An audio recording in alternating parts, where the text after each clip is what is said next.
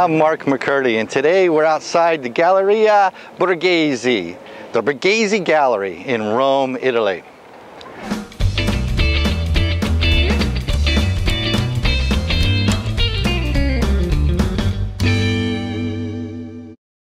The Borghese is one of the world's great art institutions, and in it are some famous sculptures by Bernini. Bernini's work informs us as we do opening statements. How does it do that?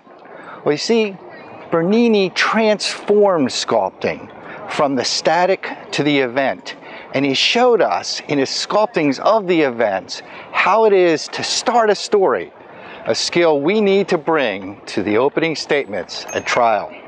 So let's go ahead and take a look at some of the great art of Bernini that is housed inside the Borghese and figure out how we can take his lessons and apply them to our opening statements. The first example to look at is his 1624 sculpture of David. Bernini's David broke with the convention of the times. David was typically portrayed after the battle, relaxed, victorious, and often holding the severed head of the giant Goliath.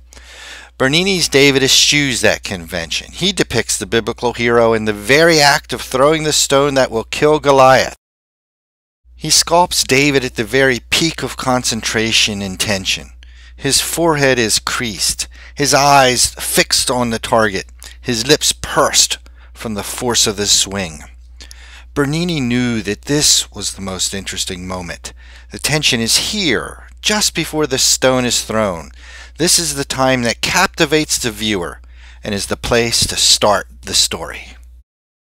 Within a year of completing David, Bernini finished his most emotive work, a sculpture of Apollo and Daphne. It depicts a scene from Ovid's Metamorphosis. We see Apollo, who has, by an act of Cupid, been doomed to a lifetime of unrequited love. He pursues the nymph Daphne, and she flees.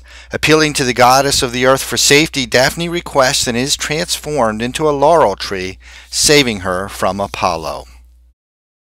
Bernini chose for this sculpture the moment before the end of the chase and the instant before her complete transformation. He is just reaching her, and she, in her hands, is changing into the laurel tree. Both David and the sculpture of Apollo and Daphne teach us that the key moment to capture interest in the story is the penultimate one. Not the first one, not the last one. Not a picture of David holding Goliath's head, but rather David getting ready to throw the rock that will slay Goliath. We can take that skill, that piece of interpretation, right to opening statement. Start with the penultimate moment, not the beginning, not the end, but the moment right before the end. Members of the jury, on June 6th of last year, John Davis, at 5:21 p.m., saw a chain snap. It snapped on the truck in front of him, the flatbed truck that was carrying rods of steel. This case is about what happened in the 12 seconds that followed, why that chain never should have snapped, and why John shouldn't have lost his life. That would be starting with the penultimate moment. This skill isn't just usable in tort cases, it also works in contract actions. I mean, imagine this one. Ladies and gentlemen, on December 23rd, John Jones put down his pen, turned to his wife of 27 years and said, "Honey, we finally done it. We have bought our dream house." John didn't know it then, and neither did Joanne. But what they had bought wasn't going to be a dream, it was going to be a nightmare. This case is about the breach of that contract, the nightmare that followed, and the reason why we're here today in court to seek damages that they suffered.